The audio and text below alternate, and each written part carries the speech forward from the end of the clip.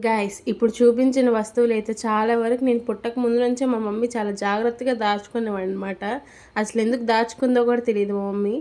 ఇవన్నీ కూడా నేను పుట్టక ముందు గైస్, అంటే 2003కి ముందు నుంచి దాచుకునేవి. కొన్ని కొన్నయితే 2017 అట్లా దాచుకునేవి. ఎక్స్‌పైర్ అయిపోయిన ఒక వాసనలు చూస్తే నా ముక్కులో ఉన్న నవరంధ్రాలన్నీ పాడైపోయాయి.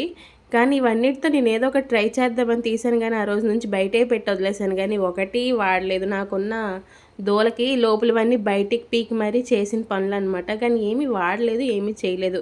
ఈ పెయింటింగ్స్ అయితే నేను పుట్టకముందు గైస్, అంటే 23 ఇయర్స్ అవుతుంది. అయినా స్టిల్ ఆ స్మెల్ చూస్తే చెప్పా కదా, ముక్కు చచ్చిపోయింది నాదైతే.